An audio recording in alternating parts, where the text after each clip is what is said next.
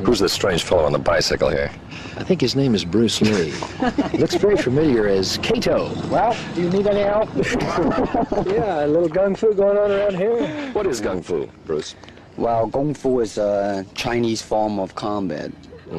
Arts like karate or jiu-jitsu derived from Kung Fu. Now, you're originally from San Francisco, right? Well, not really. Originally, I'm from Hong Kong. Oh, Yeah, well, that's 59 close. I came over. Halfway around the world. Yes. But don't you have some karate schools or something in San Francisco? I'm not up on you, really. In Oakland, really. In Oakland? Yeah.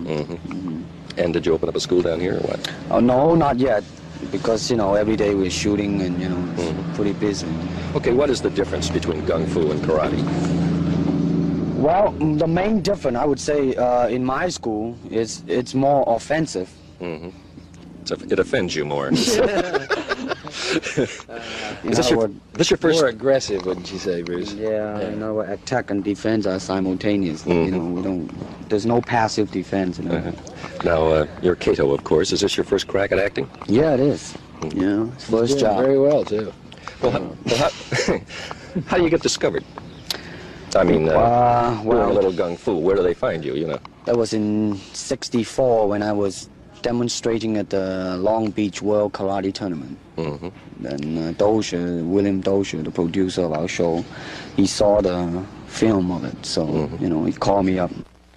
Most martial arts follow strict styles, but Bruce Lee created one that breaks all the rules. It's called Jeet Kune Do, which means the way of the intercepting fist. Bruce Lee believed real fighting shouldn't be limited by tradition or fixed techniques. Instead of memorizing endless forms, he focused on what actually works in a real fight. His philosophy was simple: absorb what is useful, reject what is useless, and add what is uniquely your own. That means taking the best techniques from different martial arts, boxing, fencing, Kung Fu, and combining them into something fast, direct, and efficient. For Bruce Lee, martial arts weren't just about fighting. They were about freedom, adaptability, and self-expression. That's why Jeet Kune Do isn't just a style. It's a philosophy of constant evolution. Bruce Lee's diet was decades ahead of modern fitness trends. Long before protein shakes became popular, Bruce Lee was already drinking homemade protein shakes to fuel his intense training. He focused on clean eating, choosing whole foods instead of processed junk. No fast food, no sugary snacks, just food that helped his body perform. Bruce Lee also believed in getting nutrients from powerful sources. He consumed vitamins and even animal organs, which are extremely rich in essential minerals and nutrients that support strength, energy, and recovery. His philosophy was simple: your body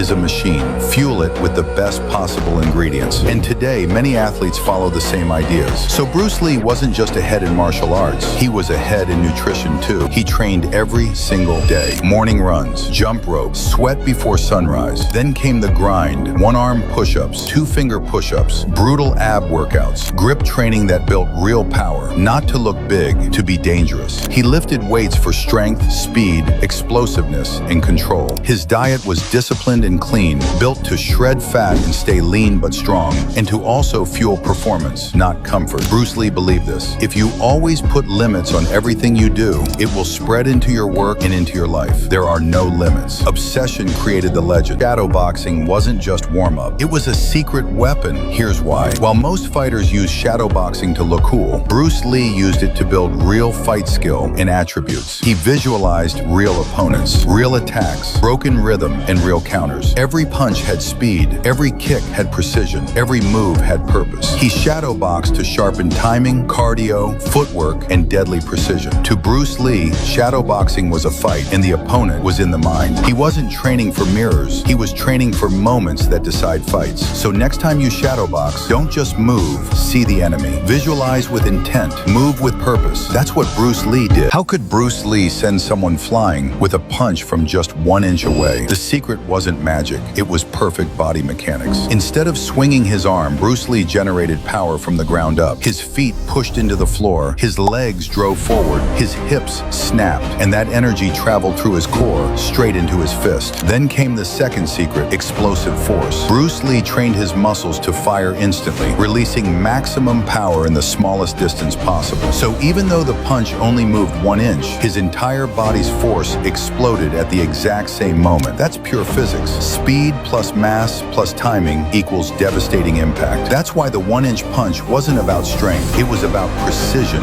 and explosive power. In the 1960s, cameras recorded at just 24 frames per second. That was enough to capture almost anything except Bruce Lee. During speed tests, something strange happened. When Bruce Lee threw a punch, the camera didn't catch the movement. 1 frame showed his hand at rest. The next frame, the punch was already finished. Technicians thought the film was damaged. Some thought the camera was broken, but the truth was simple. Bruce Lee was faster than the camera. He didn't just train muscles. He trained timing, reaction, and the nervous system. Speed wasn't just power. Speed was control. If a camera couldn't see it, imagine what an opponent felt. Bruce Lee shocked the martial arts world in just one performance. At the Long Beach International Karate Championships in the 1960s, Bruce Lee was invited to demonstrate his approach to combat and movement. Instead of traditional forms, Lee showcased speed, efficiency, and real-world application. He demonstrated rapid-fire punches, controlled power, and the famous 1-inch punch, explaining how force could be generated through structure, timing, and relaxation,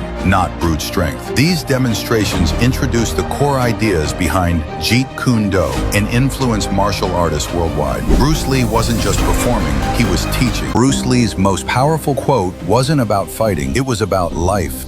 Be water, my friend. What does that mean? Water doesn't resist, it adapts. Pour it into a cup, it becomes the cup. Put it in a bottle, it becomes the bottle. It has no fixed shape. It adjusts to any environment, but it never loses its nature. That's the key. Adapt without losing who you are. Water can flow or it can crash. Soft yet powerful enough to break stone. That's the mindset. Flexible, calm, unstoppable. When life hits you, you don't break. You flow around obstacles. Consistency plus flexibility equals unstoppable growth.